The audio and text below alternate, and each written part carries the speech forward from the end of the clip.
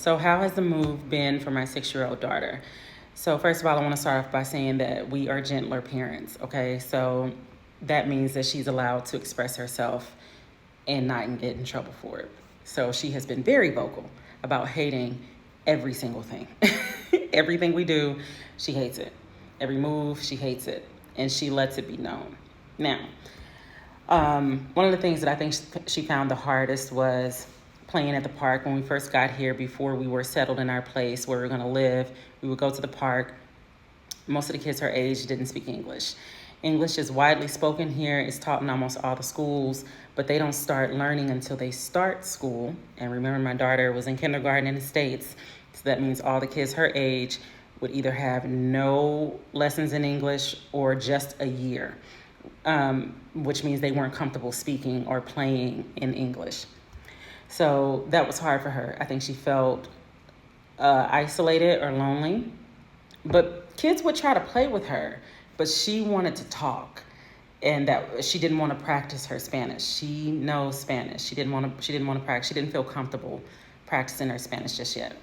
So then we move into our place. We find our permanent place, and a little girl, two little girls in our place, in our apartment building that want to play with her don't speak very much English.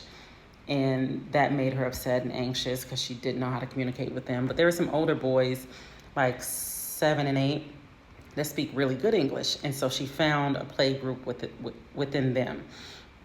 She eventually got up the nerve to start trying more, like, ven aquí, come here, those kind of things. Or,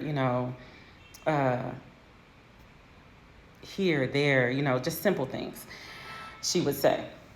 So she got a little more comfortable, but she really wasn't speaking it. Then school started, and she was like, I don't want to go to school. They don't speak English. I'm not going to like it. Mommy, don't make me do this, blah, blah, blah, blah, blah. All the stuff. She didn't want to do it.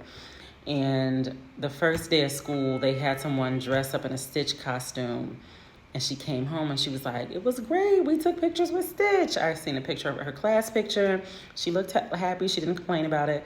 Second day, she started complaining because she still wasn't using her words. And this was more like a real school day. They didn't have as much fun. They were starting to get into learning.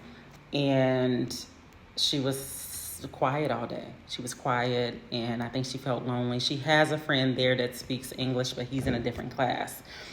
So they would only get together at lunch. And she was like, yes, I sat with him at lunch. We played together on the playground. But then in the classroom where she spends most of her time, she was quiet and alone. So then Friday comes. This is her first week of school, not a full week. They started on Tuesday. And she comes out and she's like, this was the best day ever.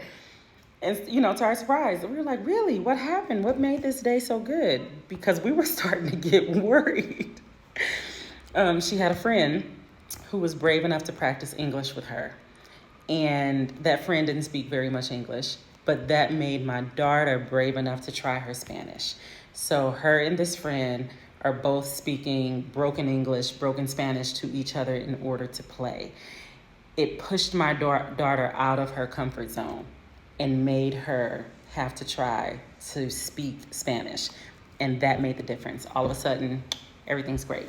Then we decided to put her on the bus. And the bus here is like a party bus that's painted yellow. It's a big bus. It's a big van, basically. And they pick them up from the door. Like, my kids are not standing on the corner. They pick them up from the door. They drop them off on the door. The driver will sometimes get out to help the kids get in. Like, it's very personalized. But she was like, what if I can't sit next to my brother? What if somebody tries to sit next to me? I don't want to do it. She was big on I can't ride this bus. She was panicking, having a complete anxiety attack. And I always tell her, you can do hard things. I understand you're upset. Your feelings are valid. Let's try it first. If anything happens, we'll make it. We'll change. We'll make it work for you. So she comes home, and how was the bus? It was great. It was good. Yeah, I loved it. It's no problem at all. So overall, the transition, I don't know if it was harder for my daughter. she's just more vocal about her feelings. My son, you have to pull it out of him, and sometimes it's impossible to pull it out of him that he doesn't like it or something's wrong, because he does a lot of masking. He's the one on the spectrum. He does a lot of masking. He doesn't want to upset anybody or rock the boat. My daughter speaks for him, though. So I'm going to say that he probably felt the same way along this journey, but he hasn't said anything.